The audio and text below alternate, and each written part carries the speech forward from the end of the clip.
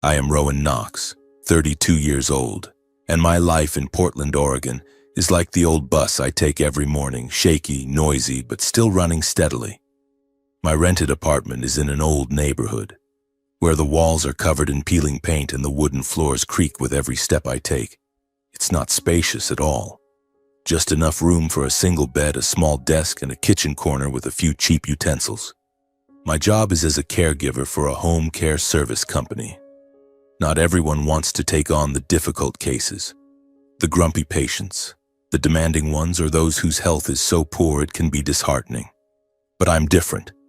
I am patient, gentle, always smiling when they tell their stories and careful when helping them change clothes. Perhaps because I grew up with my mother, who taught me that kindness is the only thing that costs nothing yet holds immense value. I take on many such cases because they pay a little more, enough for me to send a small amount back to my mother each month. The income from my caregiver job isn't abundant, so I have to budget carefully, buying discounted vegetables at the local market, avoiding fancy coffee, and only occasionally treating myself to an old book from the discount bookstore. But I still keep everything neat and tidy. The bed must be made smoothly, cups and dishes washed immediately after meals. That's how I keep my life from falling into chaos, though sometimes lying alone in the late night. I feel loneliness like a cold wind slipping through the window crack. My current care assignment is Charles Blackwell, a 70-year-old man, the chairman of Blackwell Aviation, an aviation conglomerate. He is a billionaire, living reclusively in a lakeside villa in Lake Oswego, not far from Portland. The first time I went there, I was overwhelmed. The villa was like a palace amid the trees, with large glass windows overlooking the sparkling lake and vast gardens covered in autumn leaves. Charles has a terminal illness, late-stage lung cancer, making movement difficult, each step as if dragging a heavy stone. His breathing is labored, sometimes requiring an oxygen tank, and his health is declining rapidly. But his mind remains sharp, his blue eyes as keen as a razor, and he can discuss anything from politics to history. Living alone in that vast villa has made Charles contemplative and cold toward most people. The household staff told me that he had fired several caregivers before me because they were too noisy or didn't know how to listen. On our first meeting, he stared at me from his luxurious leather armchair, asking in a hoarse voice, "Do you think you can handle it, young man?" I smiled and replied, "I'll do my best, sir." And so it began. At first it was just work, helping him eat, taking his blood pressure, taking him for walks around the lake if he had the strength. But gradually we grew closer. There were afternoons when we sat by the large window overlooking the lake, sipping hot coffee. He likes his coffee black with no sugar, while I add a bit of milk. We read books together. He read about aviation history and I shared stories from my favorite novels. He often asked, "What do you think about life, Rowan? Is it all just flights with no destination?" I would laugh and reply, "Maybe so. But what matters is who sits next to us on the plane." We watched news about the aviation industry. He commented on accidents or new inventions, his voice full of passion despite his frail body. I listened, sometimes gently debating, and he would laugh, a rare smile that lit up his face. Being with him, I never felt inferior or out of place. Between us, there was no gap of wealth or status, only sincerity and understanding. He appreciated my simple kindness, the little things I did every day without ulterior motives. And for me, he was not just the person I cared for, but the only elderly family figure I had besides my mother, someone who made me feel trusted and needed. That Christmas was approaching. The air in Portland was turning chilly, with golden leaves falling all over the streets. I could sense the loneliness in Charles's eyes. One afternoon, as we sat by the fireplace, he suddenly confided, "Rowan, I don't want to spend Christmas alone in this big, empty, cold house anymore. It's been too many years like this." His voice trembled, his eyes gazing at the lake beginning to freeze over thinly. I was surprised, as he rarely showed emotion like that. "You're not alone, sir. I'm here." But he shook his head with a sad smile. "You're kind, but Christmas is about family. Invite your family here. Let's have dinner and celebrate together. I'll take care of everything. Food, wine, all of it." My heart pounded. I happily agreed immediately because deep down, I too longed for the feeling of a full family gathering after many years of just my mother and me relying on each other. Previous Christmases, we had simple dinners at my mother's house with a small turkey and a few modest gifts. Now the idea of a cozy celebration at the lakeside villa excited me. I promised to bring my mother along. My mother's name is Helen. She's 65 now and living alone in Oregon City. I'll bring her with me. I'm sure she'll be thrilled. Charles nodded, his eyes lighting up. Good. Let's make this Christmas Eve one to remember. As I left the villa, walking under the late afternoon sky with cold wind blowing through my thin coat, my heart felt unusually warm. Back in my small apartment, I lay on the bed, filled with joy at the thought of a proper Christmas that my mother and I hadn't had in many years. I imagined my mother wearing the old wool scarf I gave her, smiling brightly at the elegant dinner table. But why did I feel a vague unease, as if something was waiting to burst forth? I shook my head, telling myself it was just imagination. My life was about to change in the best possible way. The next morning I woke up earlier than usual, my heart still racing from Charles' invitation. The weak winter sunlight filtered through the thin curtains, shining on the old wooden floor.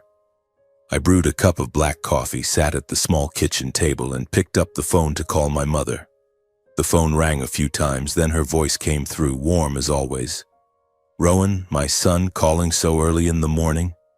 It must be good news, right?" I smiled, trying to keep my voice calm even though I was excited inside. "Mom, I have a special invitation for Christmas. Mr. Charles, the patient I'm caring for, has invited you and me to his villa in Lake Oswego for dinner and to celebrate the holiday together. He lives alone, and I think it will be really cozy." I told her the details, about the lakeside villa, about our afternoon teas, and about how he looked at me like family. Mom was silent for a moment, then she chuckled softly. "Oh, that sounds wonderful, son. I agree. It's been a long time since we had a warm evening like that. I'll get ready, don't worry." Her voice was cheerful, even eager, which relieved me. "You'll love it. I'll rent a car to pick you up on Christmas afternoon, okay?" She agreed, and we chatted for a few more minutes about the freezing weather in Oregon City, about her vegetable garden dormant under the snow. When I hung up, I felt like a child about to receive a gift. Everything seemed perfect. The following days passed in an excitement I had never experienced before. Every morning I took the bus to the villa earlier, and every afternoon I spent time with Charles preparing for the party. The old man seemed to grow younger by a few years. His blue eyes sparkled as we sat at the large dining table discussing the menu. "Rowan, what do you think about roasted turkey with cranberry sauce? Or should we add a warm pumpkin soup?" he asked, his voice enthusiastic, his trembling hand holding an old notebook. I suggested adding English-style pudding that my mother likes, and he laughed heartily. "Excellent. I'll tell the chef to prepare it. It's been a very long time since I celebrated Christmas with anyone by my side. In previous years, it was just me in this empty house." His words touched me. A billionaire with so much wealth, yet lonely enough to invite a caregiver like me. We hung Christmas lights around the fireplace together. He sat in his wheelchair directing while I climbed the ladder to attach the sparkling ornaments. The atmosphere in the villa changed completely. The scent of fresh pine filled the air. Soft Christmas music played from the old speakers, and the lake outside the window was like a mirror reflecting the twinkling lights. Every afternoon, while helping him take his medicine, he would often talk about Christmases past, about the family he once had but now distant. "You're lucky to have your mother, Rowan. Don't ever lose that." I nodded, thinking of my mother, and grew even more eager for the holiday to arrive. I bought a small gift for Charles, a book on aviation history that he had mentioned, wrapped in silver paper. And for my mother, I chose a pair of warm wool gloves, hoping she would use them in the bitter cold days. Those nights, lying in bed, I imagined the three of us sitting around the dinner table, laughing and sharing stories. Then Christmas afternoon arrived. The Portland sky was overcast with light snow falling. I rented the car as promised, an old but clean sedan, and drove to Oregon City. My heart beat faster as I parked in front of my mother's small house, the modest wooden home with a white fence where I grew up through the struggling years.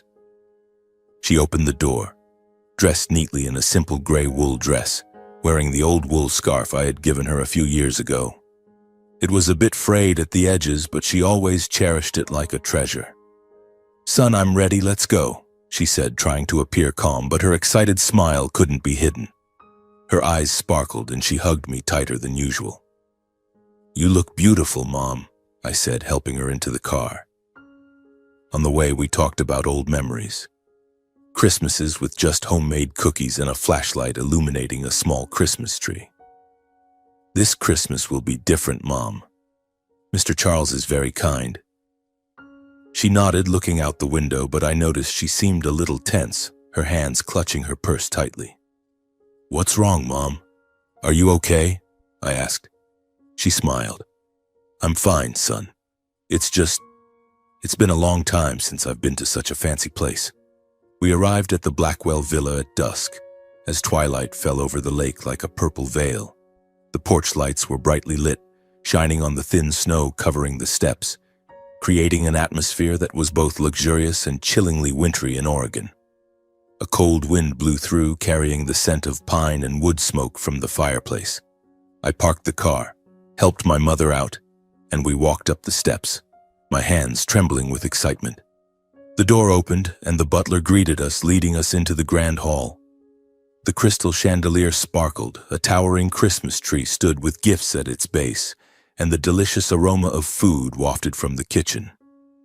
Charles was sitting there in his armchair near the fireplace, wearing a dark suit, looking healthier than usual. "Rowan, hello? And this must be Mrs. Helen," he said warmly, slowly standing up with the help of his cane. But then, when Charles's and my mother's eyes met, everything suddenly changed. The atmosphere instantly froze as if time had stopped. My mother stood stunned, her face turning pale, her eyes wide with horror, as if she had just seen the greatest nightmare of her life. Charles was the same. He opened his mouth, lips moving as if to say something, but no words came out, only labored breathing. His face went ashen, his trembling hand dropping the cane. I stood in the middle, frozen, my heart pounding in my chest. What was happening?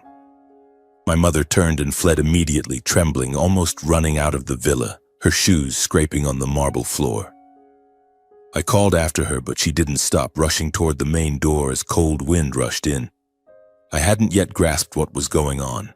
My mind was spinning.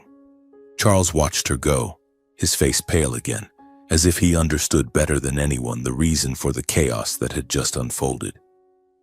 He whispered something, but I couldn't hear clearly, only seeing his eyes turn red. "Sir, I have to go after my mother," I stammered, excused myself, and hurriedly ran after her. Outside, the snow was falling thicker.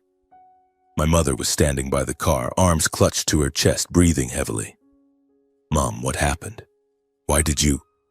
I asked, my voice shaking. She got into the car without speaking, just shaking her head, her teary eyes looking through the window.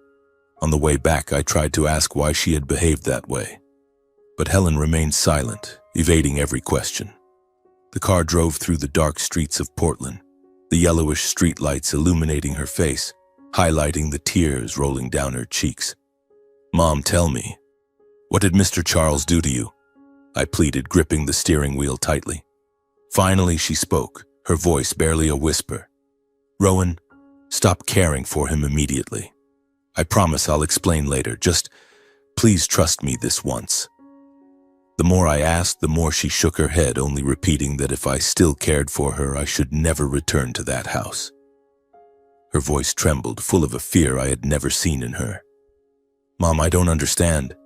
He's been so good to me. Why?" But she turned away, wiping her tears with the old wool scarf. I nodded to reassure her, parked in front of her house in Oregon City, and hugged her tightly. "I'll do as you say," I said, even though confusion was overwhelming me. Driving back to Portland alone, with cold wind whistling through the window cracks, I felt certain that between my mother and that billionaire, There existed a secret big enough to change my entire life. That Christmas night, instead of laughter, there was only silence and unanswered questions.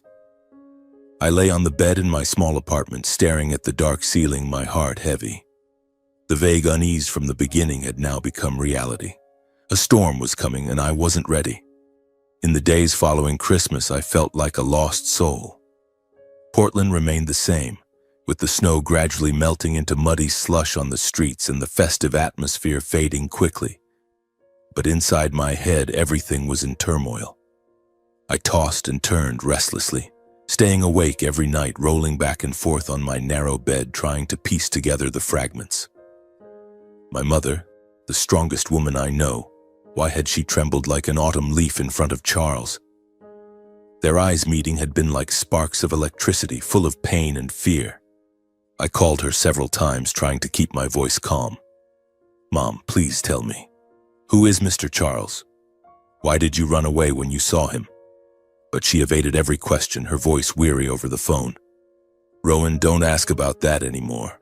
I'm fine. Focus on your work."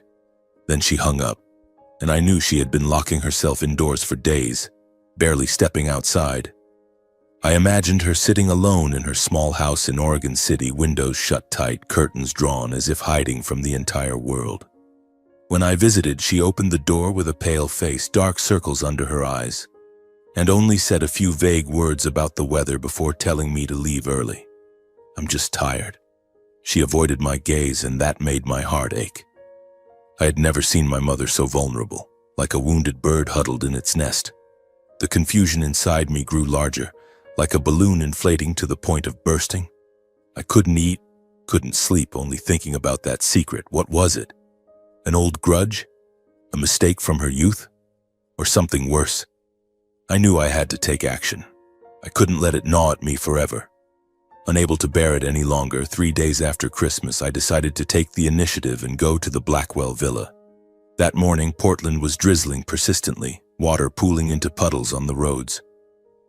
I took the bus as usual, but my heart was heavy, without the excitement of previous days. The winding road to Lake Oswego seemed longer, the lake gray and dull under the rain, reflecting the bare tree branches. When I arrived, the butler opened the door, looking at me with surprise. "Rowan, the master is resting. Do you have an appointment?" I shook my head, my voice firm. "I need to see him, just for a few minutes." She led me into the grand hall, where the Christmas tree was still there, but the lights were off, the gifts lying motionless at its base like a reminder of the unfinished holiday evening. Charles sat silently in the vast room, looking more defeated than usual.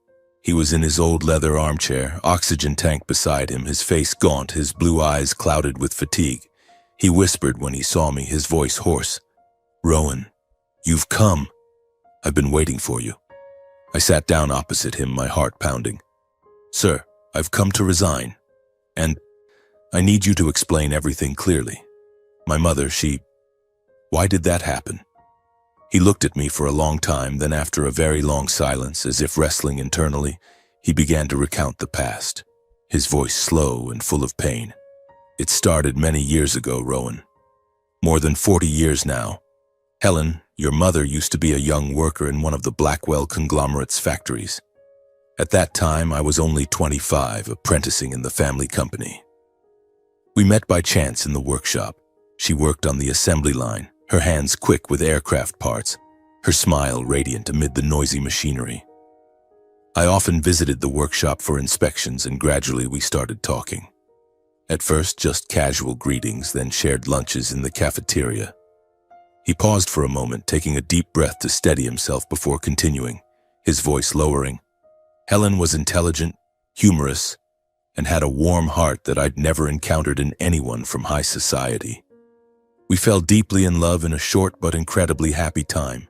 Evenings dating by the lake, walking hand in hand at sunset, or sitting in the car listening to an old radio, dreaming about the future.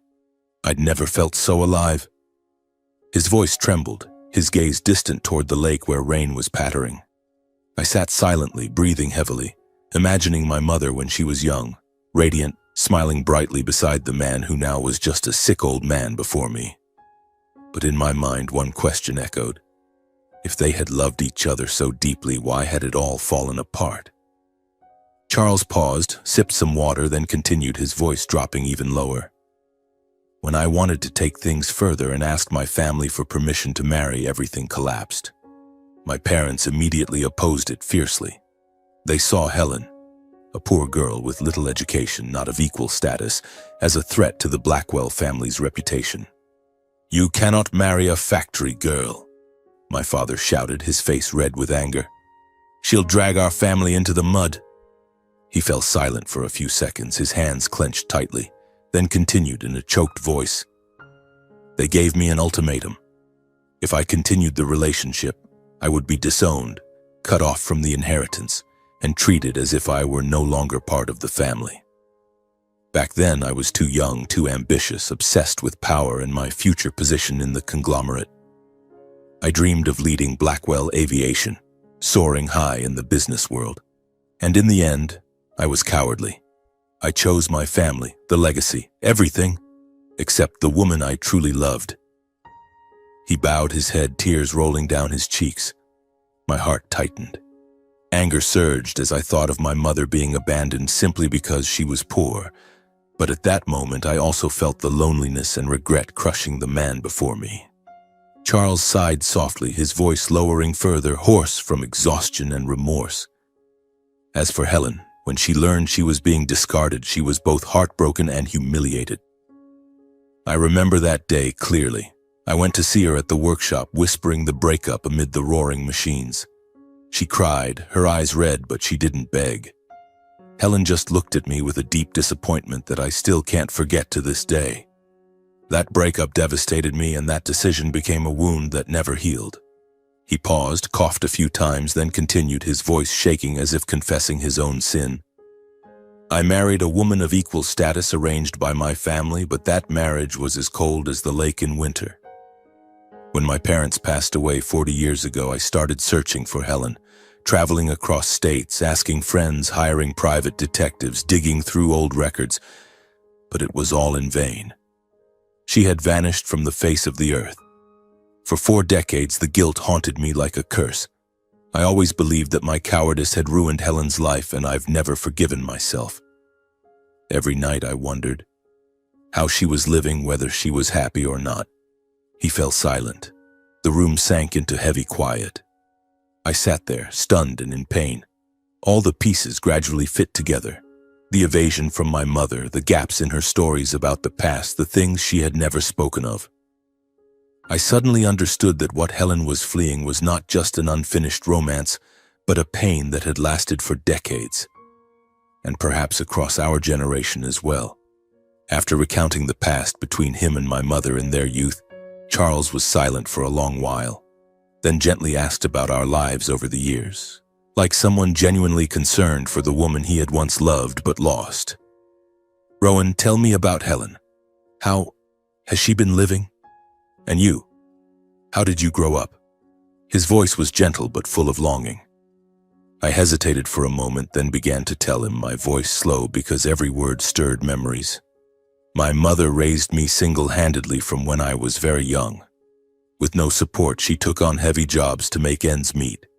Day shifts at a garment factory, night shifts at fast food restaurants, sometimes working 10 hours straight just to pay rent and put me through school. She came home with swollen feet, clothes reeking of grease, but she still smiled when she saw me. "What did you learn at school today?" she would ask, even though she was so tired she could barely keep her eyes open. I paused, picturing those late nights when she sat sewing under the dim yellow light, her eyes blurring from exhaustion.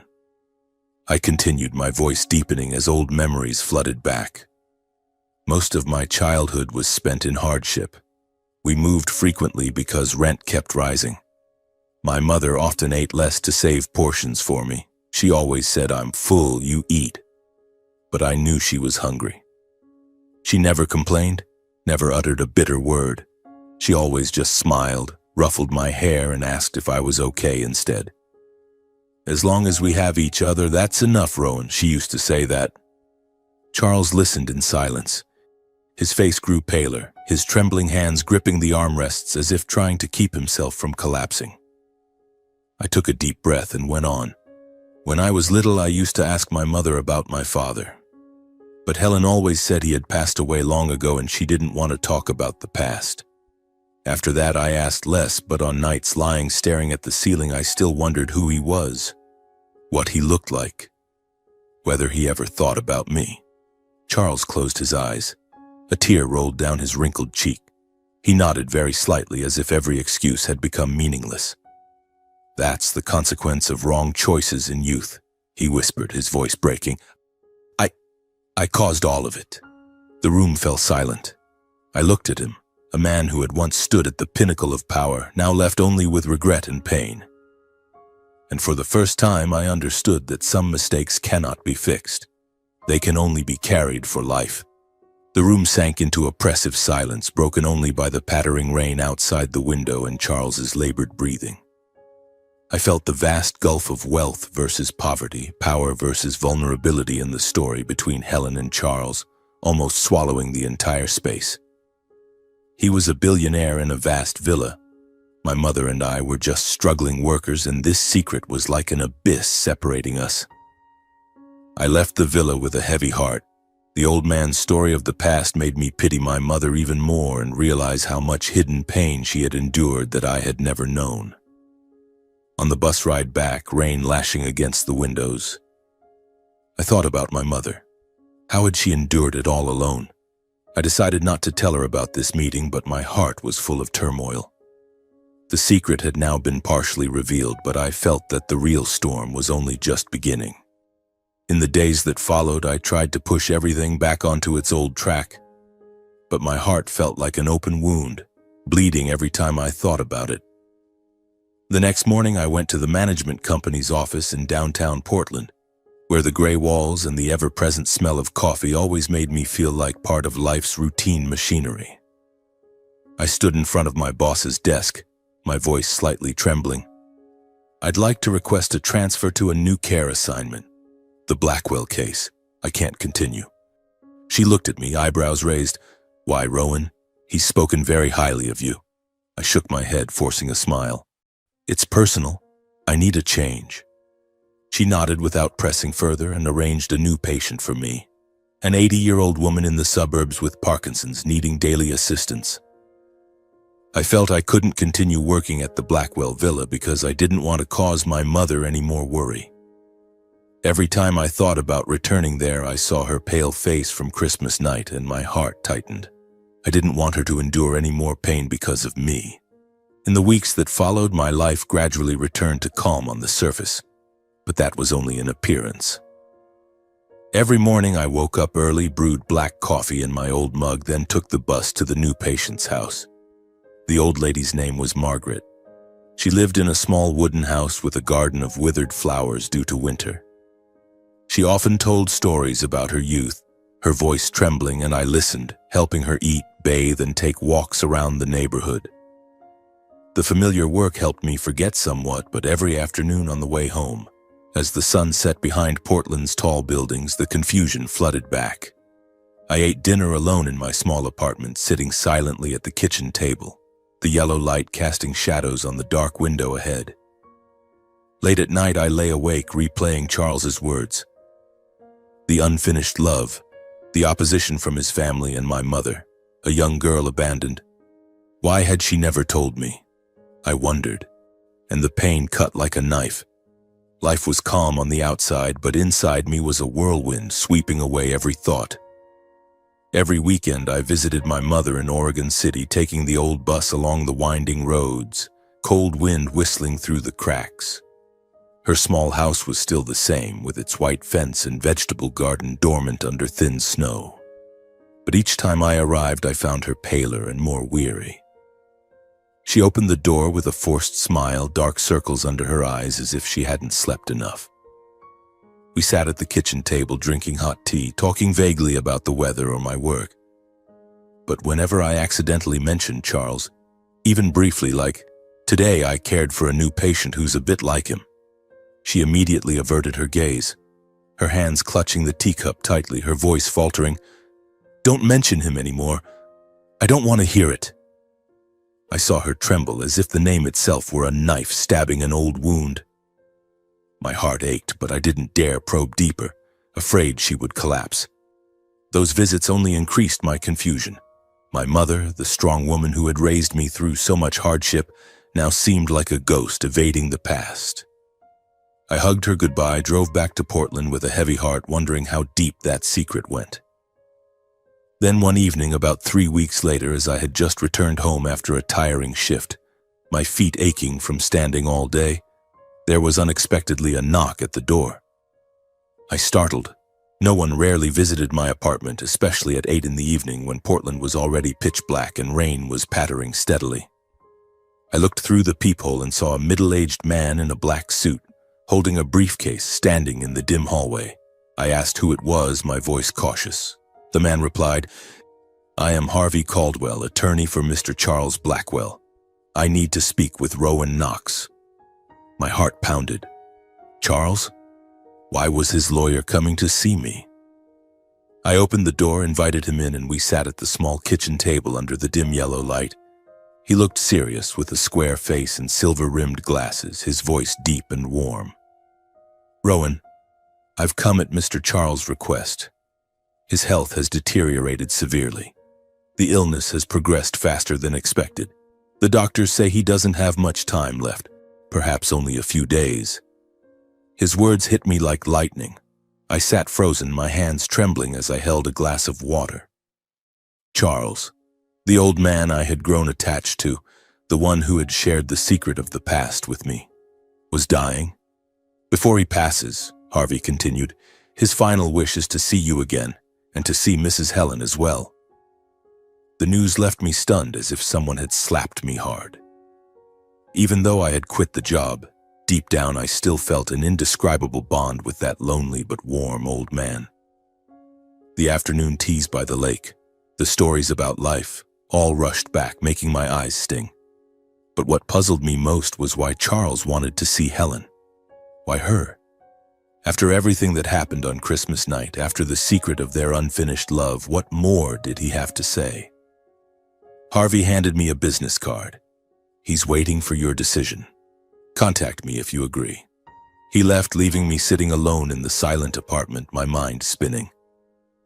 I couldn't decide on my own. I had to hear my mother's opinion before deciding whether to take her to see Charles. Even though it was late, I immediately took the bus to Oregon City, my heart full of anxiety and fear.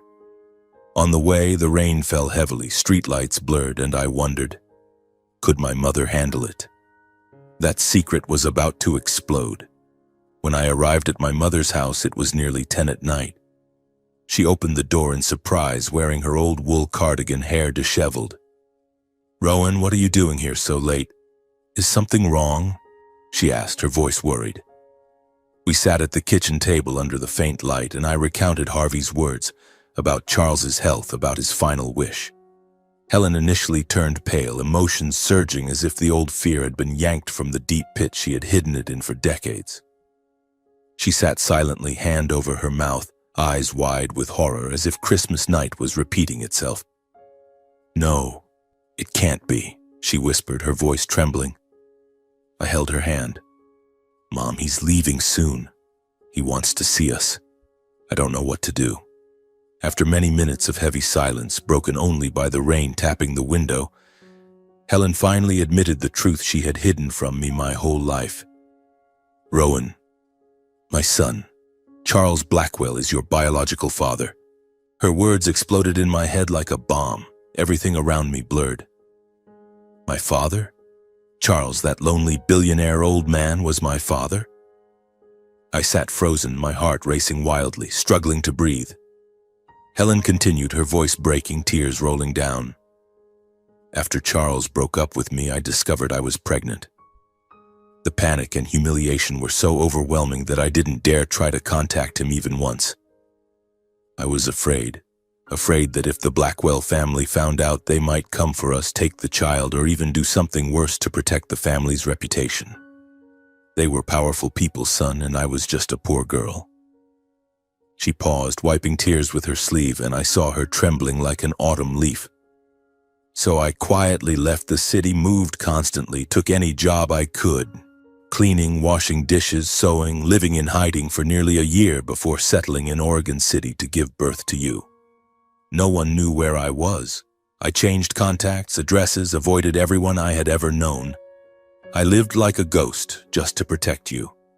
Helen said she had told me my father was dead not because she wanted to deceive me, but because it was the only way to shield me from the shadow of the Blackwell family. I just wanted my son to grow up in peace without fear of being found, without fear of being hurt. I didn't want you dragged into that wealthy but cruel world.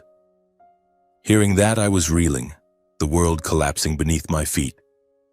My impoverished childhood, the constant moves, the meager meals, the unanswered questions about my father, all suddenly became pieces of a truth too immense. The times I saw my mother quietly crying in the kitchen, wiping tears when I suddenly walked in saying, "I'm just cutting onions, son." Now I understood. That was the pain she had buried. My heart ached with pain, pity for my mother, and a sense of betrayal, but deep down I knew she had done everything just to keep me safe. "Mom, why didn't you tell me sooner?" I asked, my voice choked, hugging her tightly. Helen confessed she had carried resentment for many years. Not because Charles abandoned her, but because he chose power over protecting her when she was most desperate. He chose his family, chose money, left me with the child in my womb. "I didn't want you to grow up with the image of a father like that, cowardly and selfish," she said, her voice full of bitterness, but then it softened as she looked at me. But when I told her that Charles was dying and his final wish was to see us both, my mother's eyes gradually softened. She sat silently for a long time, gripping my hand tightly as if wrestling internally. Despite the torment and hurt in her heart, she understood that I had the right to know the truth and that Charles had the right to see the son he had never raised. "My son, you deserve to acknowledge your father even if it's late, and he perhaps needs forgiveness before he goes." After much hesitation, Helen nodded in agreement to go with me. She prepared for the meeting not just as a farewell, but as a way to face the life she had been running from. She stood up, wiped her tears, and began gathering a few simple things, her voice more resolute. "We'll go, Rowan. For you." I stood beside my mother, feeling as if the world had opened a new door, a door filled with truth, tears, and a reunion that was both terrifying and inevitable waiting ahead. My heart beat fast, excitement mixed with fear. My father, from now on I had a father, even if only in his final moments. But would that meeting bring peace or more pain? I hugged my mother. We sat together under the kitchen light, rain still falling outside the window, and I knew the real storm was about to arrive. The next morning, the Portland sky remained overcast, rain falling ceaselessly, as if the heavens were weeping on our behalf. I brewed hot tea for my mother. The two of us ate breakfast in silence. Just toasted bread and old strawberry jam. Mom wore her simple gray wool dress wrapped in the old wool scarf I had given her. Her face was calmer, but I noticed her hands trembling as she held the cup. "Are you ready, son?" she asked, her voice resolute. I nodded, but my heart was a storm. We took the bus to Lake Oswego, the winding road under the rain, the lake hazy like a shattered mirror. On the bus, Mom held my hand tightly and whispered, "No matter what happens, you are still my son. Don't let the past change that." Her words moved me, but they also heightened the tension. This meeting could heal or destroy everything. When we arrived at the Blackwell Villa on that gray, rainy afternoon, cold winds slapped our faces, carrying the scent of wet earth and fresh pine. The iron gate opened. The garden was soaked, fallen leaves scattering underfoot. The palliative care nurse quietly stepped out, a middle-aged woman with a weary face carrying her bag of supplies. She looked at us and nodded sadly. "He's waiting. There isn't much time left." Her words cut like a knife, leaving us standing before the door to the sick room where Charles lay gasping for breath. My heart pounded wildly, my hands ice cold, and I felt as if I were stepping into a nightmare. Mom took a deep breath, then pushed the door open and entered first. The once spacious room where we used to enjoy tea by the lake was now dim, curtains drawn tight, lit only by the faint glow from the bedside lamp. The smell of antiseptic mingled with the odor of age, making the air heavy. Charles lay on the hospital bed, his emaciated body under white blankets, the oxygen tank humming steadily beside him. He opened his eyes when Helen entered. Those aged eyes flashed with astonishment and pain, as if seeing a ghost from the past come to life. He tried to sit up but had no strength at all, only his trembling hand reaching toward her as if begging for a touch. Mom stood motionless at the door, clutching her purse tightly, her eyes red.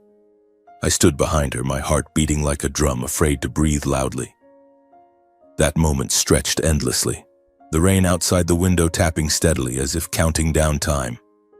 Charles choked out an apology, his voice breaking amid fits of coughing. "Helen, I'm sorry. Sorry for being a coward, for abandoning you, for leaving you alone to face that harsh life." He paused, gasping for breath, tears rolling down his wrinkled cheeks. "I chose wrong. Chose my family, chose power instead of you, the woman I loved most." He begged for her forgiveness like a plea from someone about to leave this world, not to be accepted, but to ease the torment that had haunted him for 40 years. His voice was weak but full of sincerity, as if pouring out his entire soul. Mom stood motionless, her eyes red, her face paling under the dim light. She accused him of being heartless and selfish, her voice trembling but firm. "Charles, you were so cruel. You chose your family and power instead of protecting the only woman who ever truly loved you. You left me with humiliation, with nights crying alone, with a life full of hardship." She paused, wiping her tears, her voice rising. "The years raising our son alone are a pain that no apology can ever compensate for. I ran away, changed my life just to escape your shadow and that family's." Charles listened to every reproach without dodging or defending himself. He lay there, eyes fixed on Mom in agony, accepting it all as deserved punishment for the wrong he had done. "You're right. I deserve this," he whispered, coughing violently, the oxygen tank humming louder. The room sank into heavy silence, broken only by the rain falling against the window and his labored breathing. I stood by the door, my heart constricting. Before me were two people who had once loved each other deeply, now facing each other in the most belated moment of their lives. Charles slowly turned to me, his gaze trembling but determined. He took a deep breath, then admitted, his voice breaking, "Rowan, a few weeks ago when suspicions began to arise, I asked my private doctor to conduct a DNA test, discreetly and legally. I needed to know the truth before it was too late." He swallowed hard, his voice nearly shattering. "The results confirmed. You are my biological son." His words struck like lightning. Even though I had heard it from Mom, hearing it from him made everything more real. He coughed and gasped, his voice faint. "Helen, please. Let me acknowledge the son I never got to hold even once in my life. I'm not asking to be his father. I'm only asking to leave this world without carrying the regret of having lost everything." Mom looked at me, the son she had spent her whole life protecting. The years of fleeing, poverty, fear, all rushed back in her eyes, making her tremble. She saw in my eyes the longing to know where I belonged, the vulnerability hidden behind calm. I stood there, tears welling up, unable to speak, only looking at her pleadingly. Finally, she nodded, her voice soft. "All right. I won't forgive completely, but for my son, so that he doesn't live with the emptiness I once carried." Her words untied the knot, and the room seemed to lighten a little, even though the rain still poured heavily. Then I stepped closer to Charles, my legs heavy as lead, my heart pounding. He tried to raise his hand. His aged, cold, trembling hand touched my cheek for the first time. A touch like an electric shock, warm yet painful. I took hold of that hand, his skin wrinkled, his pulse faint. In that moment, all the anger, pain, and loss inside me burst into a chaotic, profound emotion, as if I were looking into a mirror of the loneliness Charles had carried his whole life. He, my father, had lived in wealth but emptiness, and now only Mom and I were by his side. Charles tried to say something, but no sound came, only wheezing breaths. I leaned down and for the first time in my life uttered the two words I never thought I would say. "Dad." My voice broke, tears falling onto his hand. Just that one call made Charles sob. The old man choked up, gripping my hand tightly as if afraid of being pulled away from the only precious moment he had waited for half his life. He whispered the words, "My son," his eyes lighting up one last time. Mom stepped closer, standing beside us, her hand resting lightly on my shoulder. We, 3 people, sat together like an incomplete family in the room filled with the scent of death. A few minutes later, Charles's breathing slowed. He slumped in my arms beside Helen, the 2 people who should have been his family if not for one wrong decision long ago. I felt his breath weaken, his skin grow colder, and his heart stop. When Charles drew his final breath, I collapsed, hugging the cooling body of the father I had only just gained. The pain tore at my soul. Pain from losing a father, pain from meeting too late. Pain from realizing that love arriving even a moment too late becomes lifelong loss. I sobbed uncontrollably, shoulders shaking. Mom hugged me from behind, her tears falling on my hair. The room was silent, only the steady rain outside the window, like a quiet farewell to that life full of regrets. We sat together for a long time, holding each other in the vast villa that now felt even more empty. I thought about what had been lost, a complete family, the years I should have spent with my father, and felt a sharp ache in my heart. But amid that pain, there was a small sense of peace. At least he had passed not alone, carrying with him the call of Dad that he had perhaps waited for his entire life. We left the Blackwell villa under pouring rain. My mother held my hand tightly, not saying a word. On the bus ride back, rainwater streamed down the windows, reflecting our weary faces. I took my mother to my small apartment in Portland. I no longer wanted her to be alone in Oregon City. She lay on the sofa, eyes closed, but I knew she wasn't sleeping. The pain was too great for her to drift off.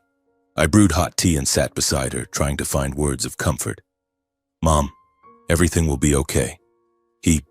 My father, passed away peacefully." She nodded, but tears rolled down her cheeks. That night, I lay awake, replaying the moment he held my hand, his breath faint. My father, those 2 words still felt strange, yet strangely warm. The next morning, Harvey Caldwell called, his voice somber. "The funeral will be held on Saturday at an upscale funeral home in downtown Portland. Mr. Charles specifically designated you and Mrs. Helen on the special guest list." His words startled me.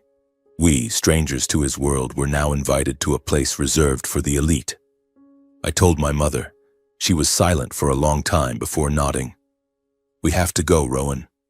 To bid him farewell one last time." I prepared for the funeral with a heavy heart. I bought a cheap black suit from a discount store and ironed it carefully in my cramped apartment, the smell of new fabric mixing with the familiar mustiness. Mom wore a simple black dress and her old wool scarf. Her face was pale but resolute. We took a taxi to the funeral home, a luxurious building with marble columns and lush gardens, even though light rain was still falling. Inside, the air was chilly, the scent of lilies pervasive, and the polished wooden casket sat in the center of the grand hall, covered in white flowers. The board of directors, major shareholders, and top executives of Blackwell Aviation were all present. Men in expensive suits, women in sparkling jewelry, whispering about Charles's legacy. They nodded politely to one another, but the atmosphere lacked warmth, feeling more like a business meeting than a funeral. Mom and I stood quietly in a corner, pressed against the wall, feeling out of place amid that powerful crowd. We were there by his final wishes, yet why did I feel like an intruder? My heart raced, a mix of nervousness and fear. Did anyone know our secret? As the ceremony was about to begin, somber organ music filled the air and the large doors creaked open.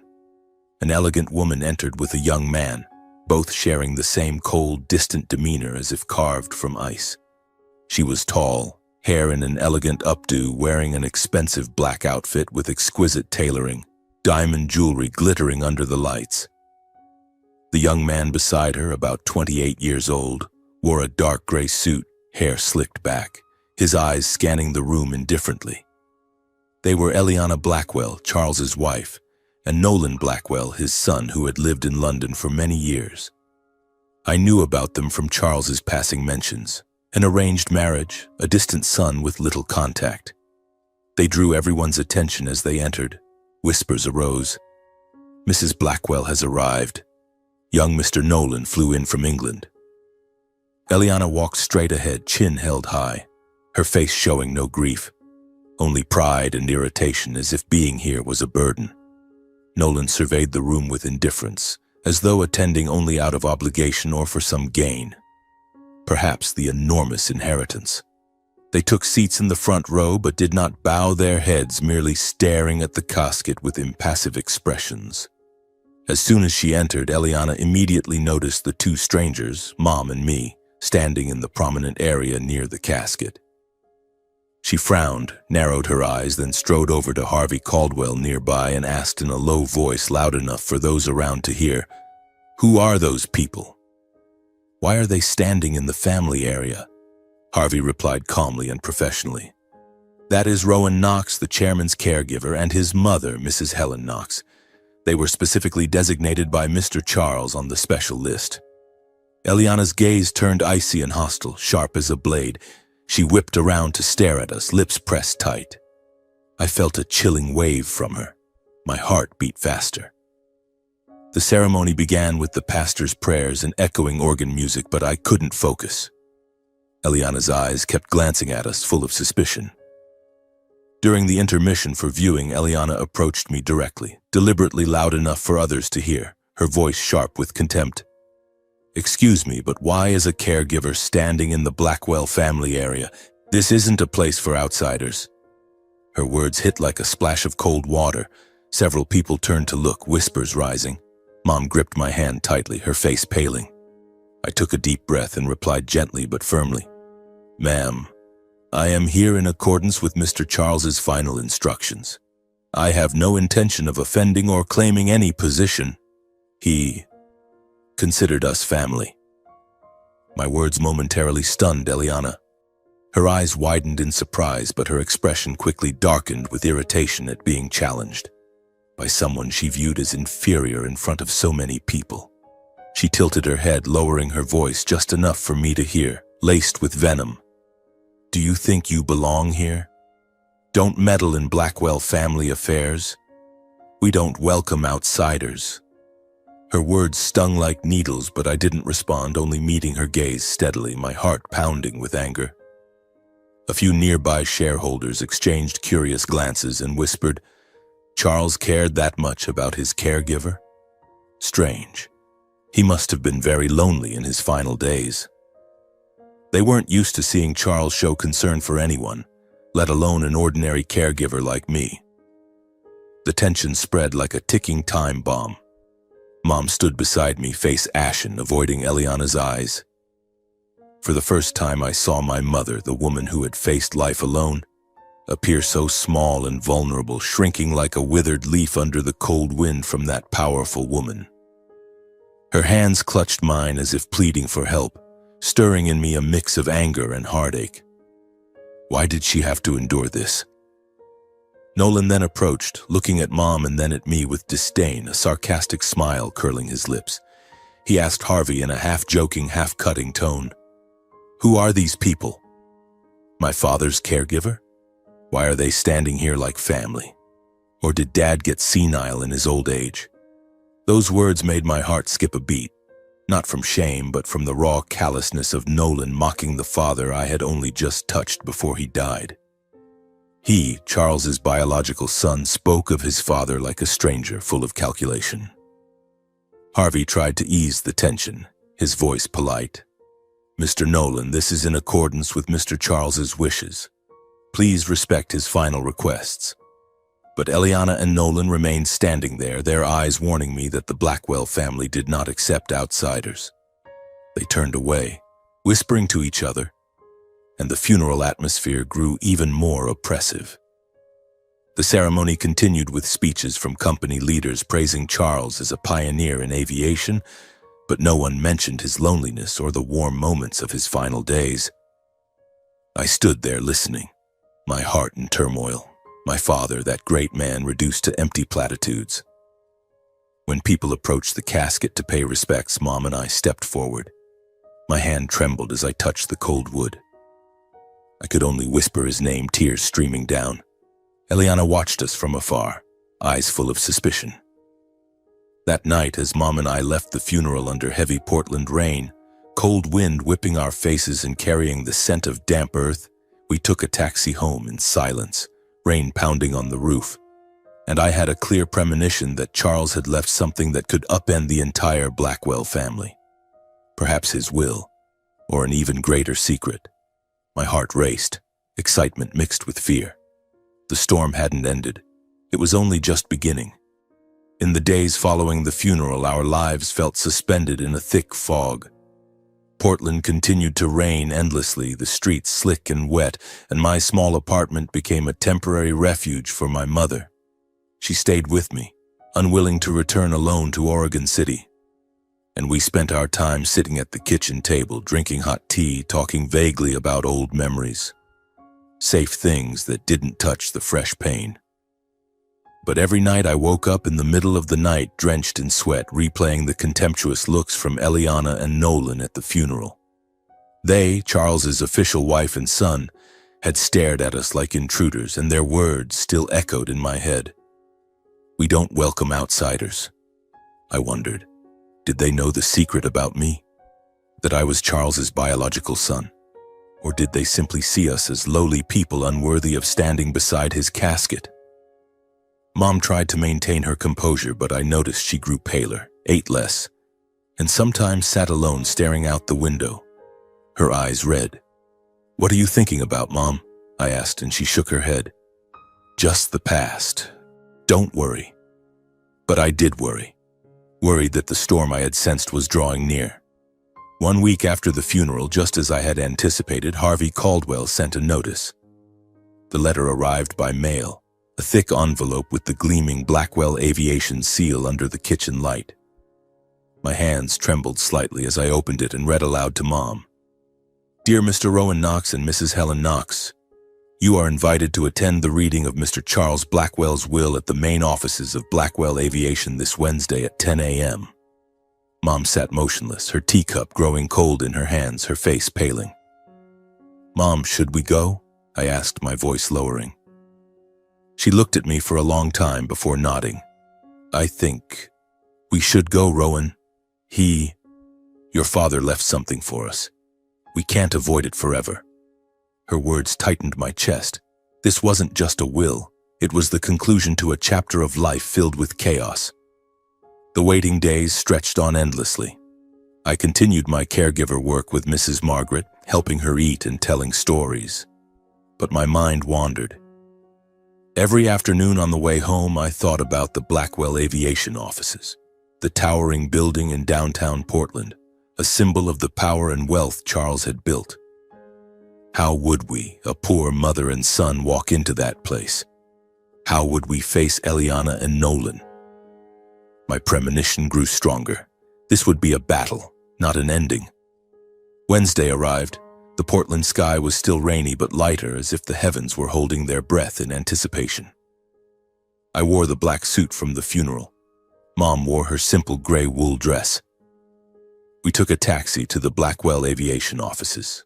The building soared high, its glass gleaming under rare sunlight breaking through the gray clouds, with the massive aviation logo atop it. We entered the grand lobby, the polished marble floor reflecting our images. Uniformed staff glanced at us curiously. Harvey was waiting by the elevator, his face serious yet warm. "Thank you both for coming. Everyone is waiting." We rode to the top floor, down a vast hallway lined with artwork and the aroma of premium coffee. As we entered the conference room, a large glass-walled space overlooking the rainy city, Eliana and Nolan were already seated around the long wooden table, alongside several lawyers and shareholders. Both froze in shock upon seeing us, as if witnessing the greatest insult of their lives. Eliana, in an expensive black business suit with her hair in a tight bun, flushed red and stood abruptly. "What is this? Why were they let in? This is a family will reading." Nolan, sitting beside her, sneered with full contempt. "Harvey, are you joking? Why let outsiders attend Blackwell family matters? Who are they? The caregiver and his old mother?" His words cut like a knife, echoing in the silent room. Mom gripped my hand tightly, her face ashen, and anger flared up in me like fire. We were insulted, humiliated, and nearly driven from the room. Eliana pointed at the door. "Get out now. This isn't a place for people like you." Nolan stood, slamming his hand on the table with a mocking smile. "Exactly. Leave before I call security." The conference room atmosphere was taut as a wire. A few shareholders exchanged glances and whispered. Harvey raised his hand, his voice calm but firm. "Mrs. Eliana, Mr. Nolan, please remain calm. Mr. Rowan Knox and Mrs. Helen Knox are named in the will. They were invited in full compliance with legal procedures." His words momentarily stunned Eliana and Nolan. Their mouths gaped, but their hostile eyes burned even brighter. Eliana slumped back into her seat, face flushed. "The will? How could they be in the will? This is a joke!" Nolan glared at us as if he could devour us alive, lips curling. "This must be fraud." Harvey signaled for everyone to sit, then opened the sealed envelope on the table and read the will in an even voice. The room fell deathly silent, broken only by the pattering rain against the glass. The will was revealed, and its words exploded like a bomb. The majority of Charles's personal assets, including the lakeside property in Lake Oswego with its vast villa, a large share of Blackwell aviation stock, a trust fund worth millions, and a substantial cash account, were bequeathed to my mother and me as the family to whom he owed a lifelong debt. Harvey read the details. I, Charles Blackwell, bequeathed to my son Rowan Knox and his mother Helen Knox the entire Lake Oswego villa, 60% of the company shares, a trust fund valued at $50 million, and my personal bank accounts. This is my way of compensating for the years I missed. The remainder, including ownership of minor assets like a New York apartment and a symbolic annual allowance, was left to Eliana and Nolan in accordance with marital obligations, but it was clearly far less than they expected, only about 10% of the total estate. I sat frozen like a statue, my ears ringing. Even knowing Charles was my biological father, I had never imagined he would leave me the bulk of his fortune as a final way to make amends for all the lost years. The lakeside villa, company shares, luxuries I had only dreamed of. Beside me, Mom couldn't suppress her trembling. She gripped my hand so tightly it hurt, a mix of pain, anger, and uncertainty about how to accept this decision. In stark contrast, Eliana jumped up screaming that it was a conspiracy, her voice shrill and echoing. "Impossible. This is a scam. They took advantage of Charles when he was weak, manipulating him." She pointed at us, face flushed. "Gold diggers! They set a trap to steal the Blackwell fortune." Nolan slammed the table again, the sound booming, his face twisted in rage. "Exactly. My father wasn't of sound mind when he signed this. They must have coerced him, exploiting his loneliness to seize everything. They demanded Harvey review and invalidate the will immediately, insisting Charles lacked mental capacity when signing it. Eliana lunged at the table, snatching the documents. "I'll sue them. This is forgery." Nolan nodded, voice growling. "We'll overturn this. No way we'll let outsiders take our fortune." The conference room boiled with tension. Shareholders whispered. Lawyers scribbled frantically. But Harvey calmly affirmed everything was valid and incontestable. The will was signed in the presence of witnesses with video recording and medical confirmation of Mr. Charles's full mental capacity. The law protects this. That silenced Eliana and Nolan. They stood breathless with rage like caged beasts. Unable to do more, Eliana grabbed Nolan's arm and stormed out. But before leaving, she turned back to glare at us and coldly threatened. "This isn't over. We'll sue and you'll regret ever meddling in Blackwell family affairs." The door slammed shut, their footsteps echoing down the hall. As the office gradually emptied, leaving only Harvey and a few staff, Mom and I quietly departed. Harvey shook my hand, voice low. "Mr. Charles prepared thoroughly. Be careful with those two." We took the elevator down to the lobby and out into the misty rain. In the taxi home, Mom sat silently, hands trembling. "Rowan, what will we do with all this?" I hugged her, my heart surging with chaotic emotions, Gratitude to Charles for his final gift, pain from losing him, unease from Eliana's threats, and especially the premonition that from now on our lives would no longer be peaceful. That fortune, millions of dollars, the villa, the shares, was like a ticking time bomb, and Eliana and Nolan would not let it rest. My heart raced. Excitement mingled with fear. The real storm was coming.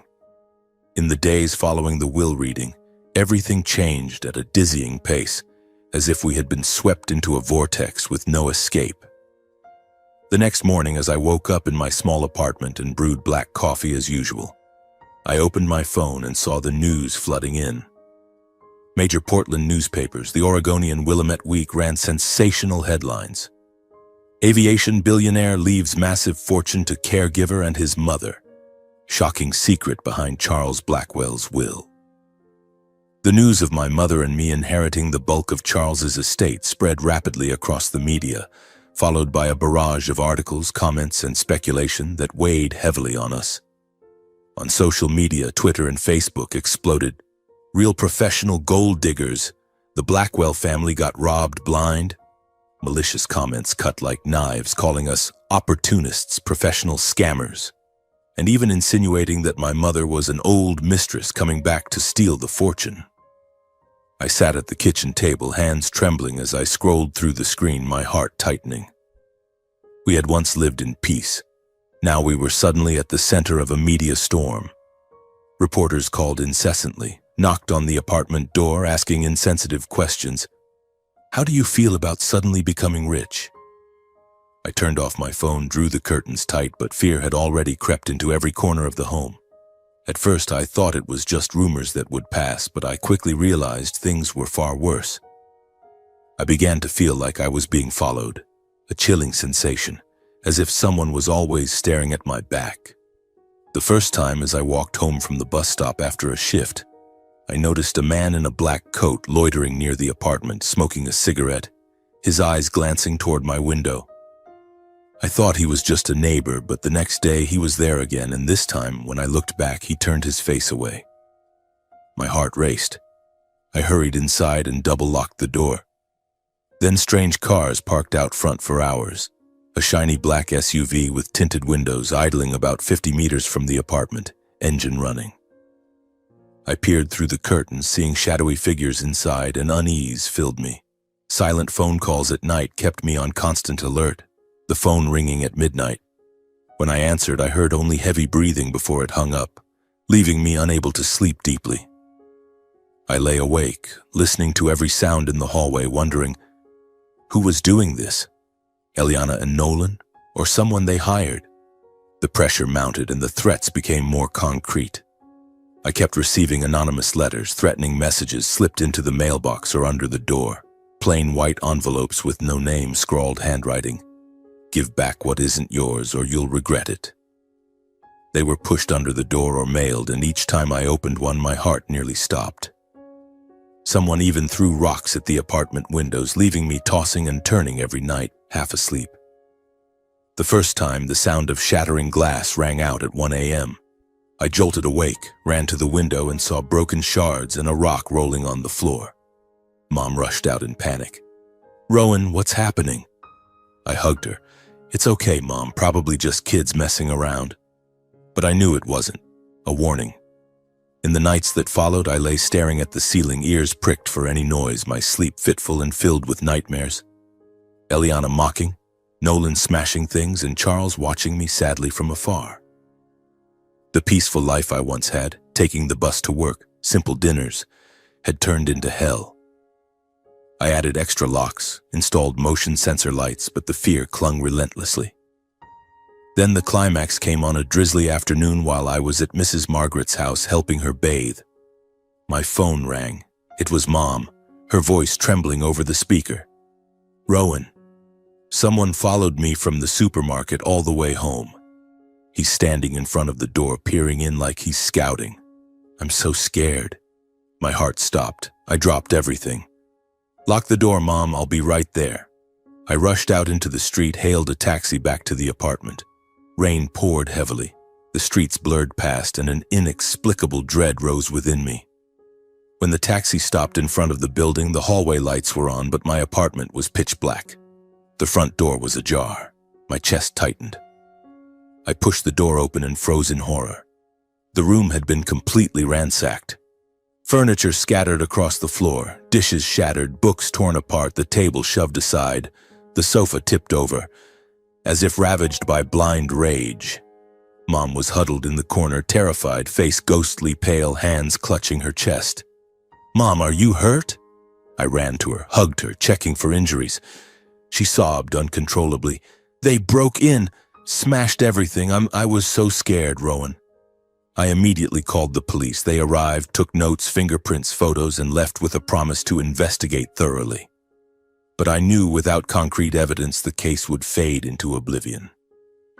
A few days later, as Mom and I were preparing dinner in the apartment, I stir-frying vegetables, her making salad, the front door was suddenly pounded relentlessly, the bangs echoing like thunder. I startled, the knife falling to the floor. Before I could react, the door burst open. I had forgotten to double lock it, and Eliana and Nolan stormed in, faces flushed with fury and hatred. Eliana in an elegant black outfit, hair disheveled, eyes blazing. "You think you can steal my fortune that easily?"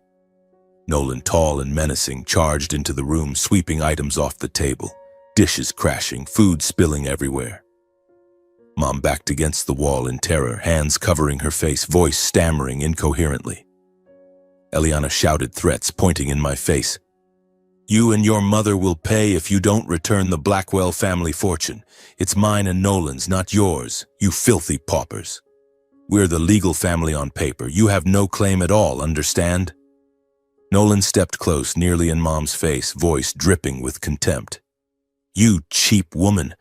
Did you seduce my father to give birth to this bastard?" Then he whipped around to me, eyes full of venom. "And you filthy bastard. You think you're worthy of standing alongside the Blackwell family?" Those words stabbed straight into my chest. Mom reeled, legs buckling. I caught her just in time. I pulled her behind me, shielding her, my voice shaking with rage. "Shut your mouth. You have no right to insult my mother." Nolan laughed scornfully, stepping closer. "What are you going to do about it? Call the police or play the victim again?" I clenched my teeth, growling, "Get out of my home. Right now. Don't make me lose control." But Nolan shoved my shoulder hard, staggering me back, then swung his arm to smash a chair against the wall. The crash echoed, wood fragments flying across the floor. Mom cried out, clinging to my shirt from behind. "Rowan, be careful.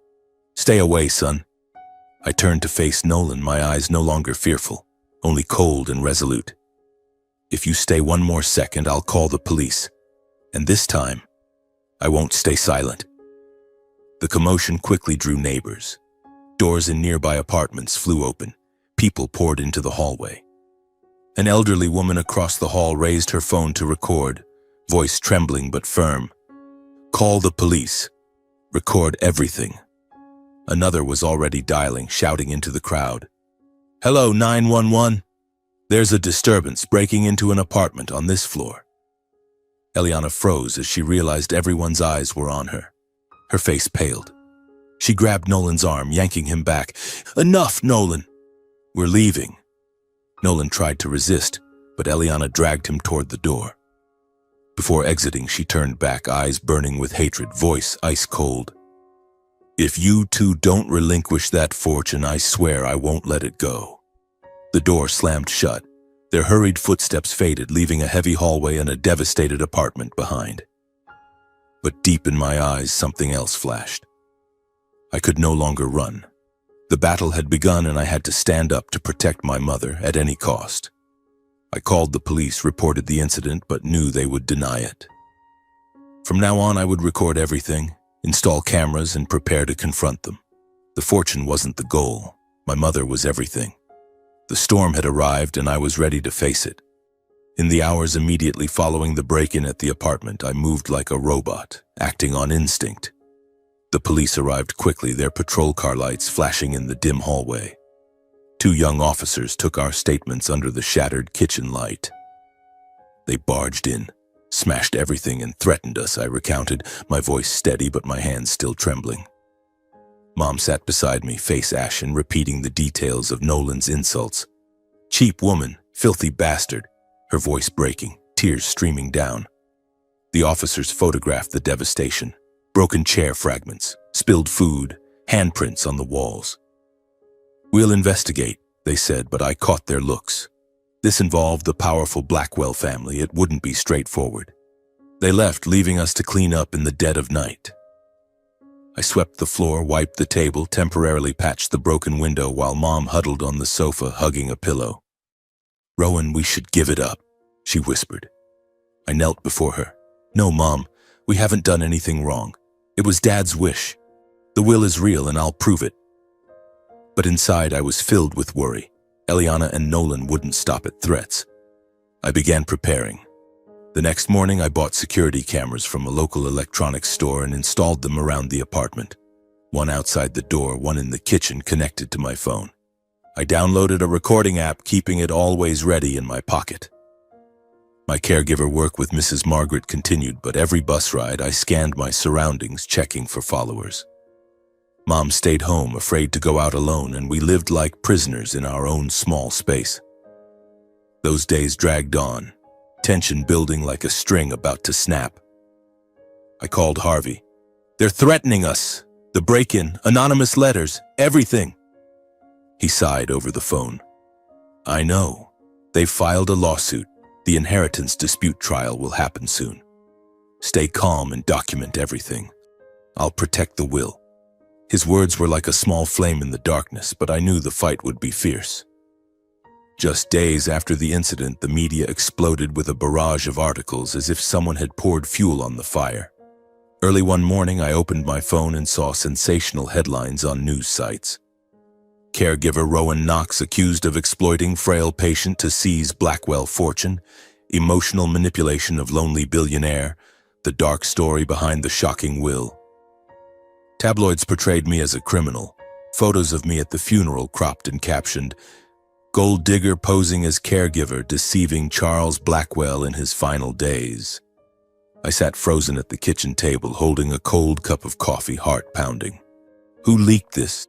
Eliana and Nolan, without a doubt. They were using the media to smear us, turning us into villains in the public eye. Mom came out, saw my face and asked, "They're slandering us again?" I handed her the phone. She slumped into a chair, hand over her mouth. Oh God, how can they be so cruel?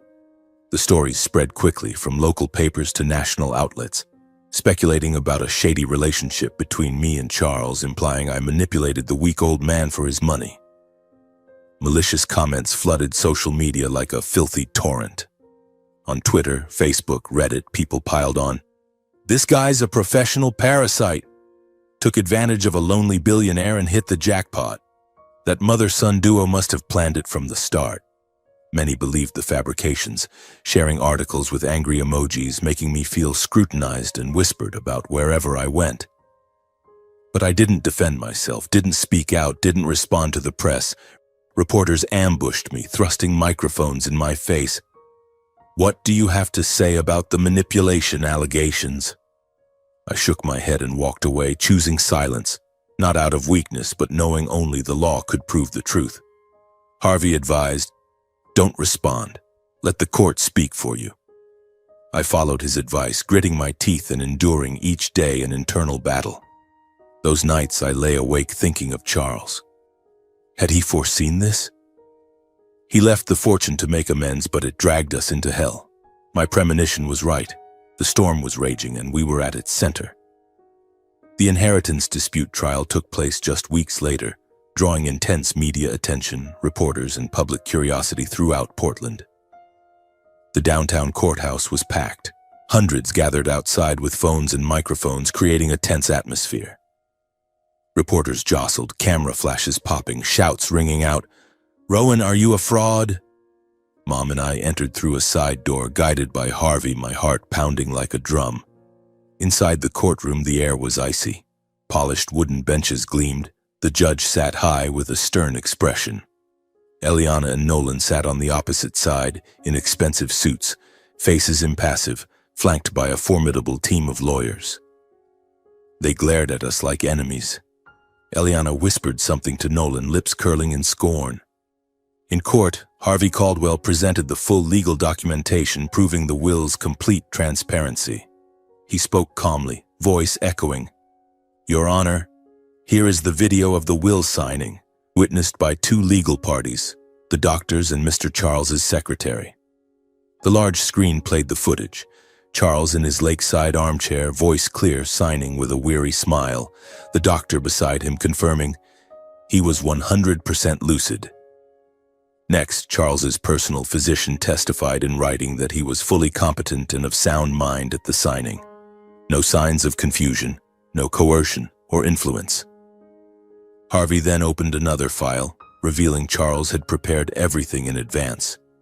It included legally obtained DNA test results from an independent lab. Samples compared Charles's medical records with my biological sample collected during routine care, with full signatures and clear chain of custody. The conclusion confirmed I was his biological son. Additionally, there was evidence of my over-a-year caregiving, work schedules, daily medical notes, treatment invoices, and handwritten entries by Charles himself. In them, he repeatedly noted that Eliana and Nolan had no contact, no visits, no inquiries for years, not a call, not a card, and only appeared when money was involved. These documents showed Eliana and Nolan had zero contact, no visits, not even a birthday card in years. Meanwhile, I was the only one by Charles's side, truly caring for him until the end. Diary entries stating, "Rowan is with me every day, listening and caring like a son." Harvey presented it all convincingly. This is not manipulation, this is genuine family bond. Eliana and Nolan grew agitated, denying everything, but their arguments were weak and contradictory. Eliana shouted, he was deceived. They manipulated him. But their lawyers stumbled, lacking concrete evidence. Nolan slammed the table. My father was senile. But the video and records refuted it all. The courtroom fell silent. The judge nodded, and when delivering the verdict, his voice rang out.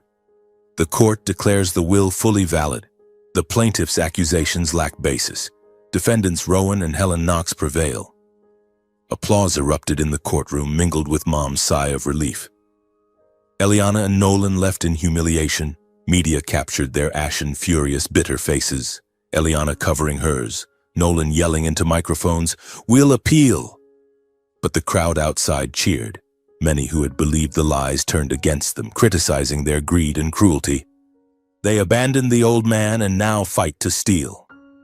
Reporters swarmed, but I said nothing, just holding Mom's hand as we left. I walked out without looking back, gripping her hand tightly. I understood this wasn't just a legal victory, but a triumph of truth. Charles was vindicated and we were free. Days later, major newspapers issued corrections en masse, publishing full court evidence emphasizing my dedication during Charles's care. Headlines shifted. Caregiver Rowan Knox cleared. Court confirms will's validity. Truth behind dispute. Blackwell family neglected lonely billionaire. Belated apologies appeared, editors writing, "We rushed inaccurate reports. We apologize to Mr. Knox and Mrs. Knox." The public gradually warmed to me, admiring that I never spoke out to protect my father's honor and my mother's peace. Articles praising Rowan Knox, symbol of loyalty and kindness. Old colleagues called, "Sorry, Rowan, we were wrong." Neighbors smiled when we met. My honor restored, I became an image of loyalty, kindness, and resilience, not for the inheritance, but for ultimately winning through truth. Mom smiled for the first time in days. "Son, we finally have freedom." But I knew the journey wasn't over. The wounds remained, but we were stronger. After winning the lawsuit and restoring our honor, I decided not to let the inheritance change who I was.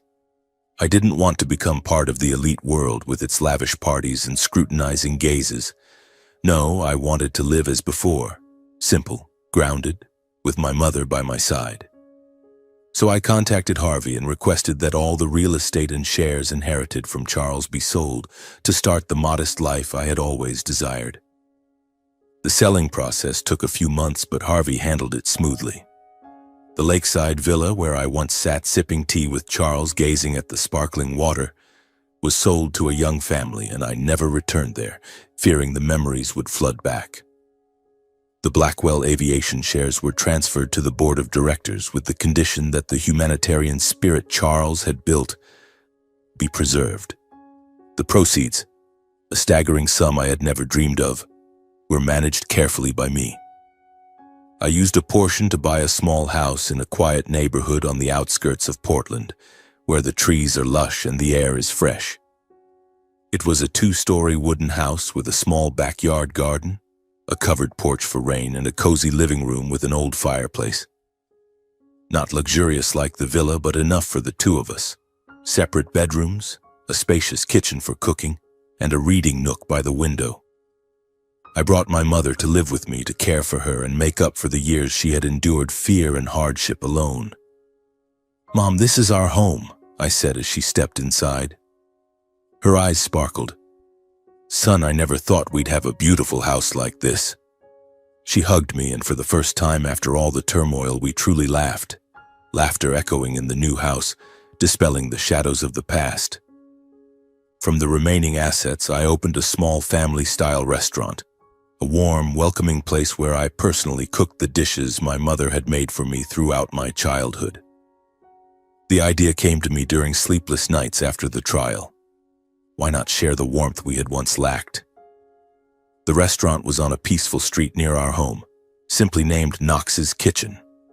I rented a small space with simple wooden flooring and old but spotlessly clean tables and chairs.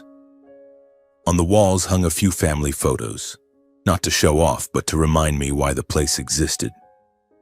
Mom helped me create the menu, all familiar home-cooked dishes, vegetable soup using her secret recipe, toasted bread with butter, simply seasoned roasted chicken, creamy mashed potatoes, and the pudding she used to make every winter back when we were struggling, but always tried to prepare a decent meal for each other. I cooked myself, standing behind the counter in a white apron, smiling as I greeted customers. "Welcome. Would you like to try my mom's soup today?" The restaurant quickly attracted locals for its authenticity and heartwarming feel. Tired workers after shifts, single mothers with young children, even some lonely elderly folks. They came not just for the delicious food, but for the family atmosphere, soft music, the aroma of baking, and the stories I shared about our hard times. "This place feels like home. It's so warm," a regular said, and I smiled. That's exactly what I intended. The revenue wasn't huge, but enough to live on, and every evening when closing up, I felt at peace. This was the life I chose, not one forced upon me. I didn't keep all the money for myself. From the remaining assets, I established a fund called Helen's Hope to support poor workers, single mothers, and those struggling in difficult circumstances, as a way to give back to life and continue the compassionate legacy Charles had left. We held the first event in Portland, inviting local single mothers to share their stories.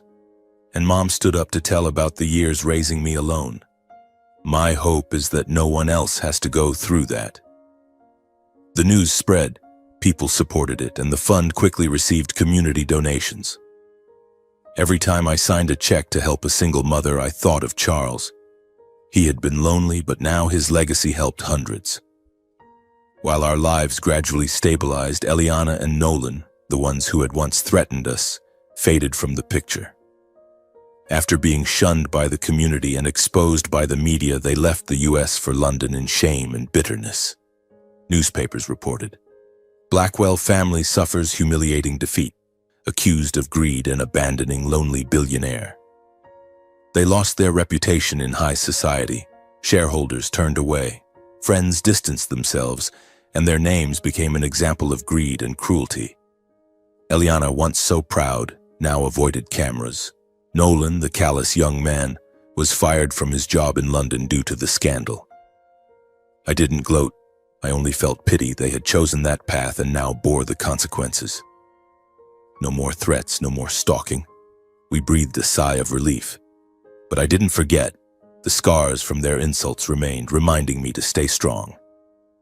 From then on, my life with my mother became more peaceful than ever. Simple breakfasts with toast and coffee. Mom reading old books by the window while I prepared for the restaurant. Afternoons tending the backyard flowers, Mom teaching me to grow vegetables like back in Oregon City, us laughing about our poor memories. Evenings, we sat on the porch watching stars twinkle through the trees, talking about the future instead of the painful past. "What do you think about traveling?" Mom asked, eyes bright. I smiled. "Anywhere, as long as you're with me.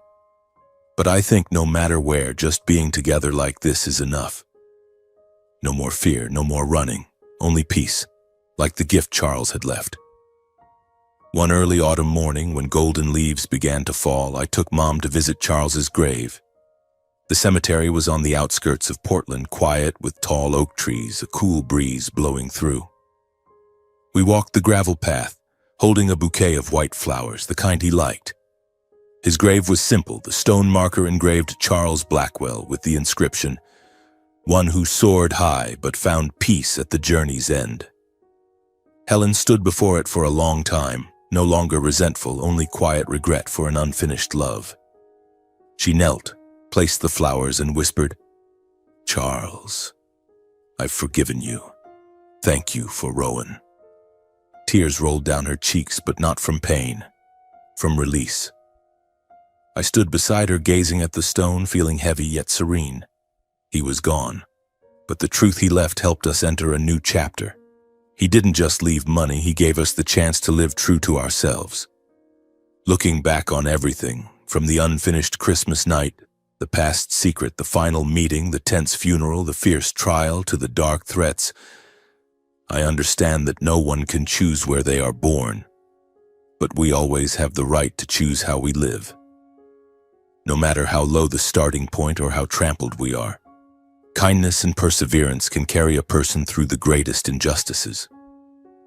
I was once poor, once humiliated, once lived in fear, but I chose silence, chose to face it with truth, and step by step stood firm on my own feet. After all the loss and upheaval, I realized that true strength lies not in money or power, but in those who stay by your side when the world turns away.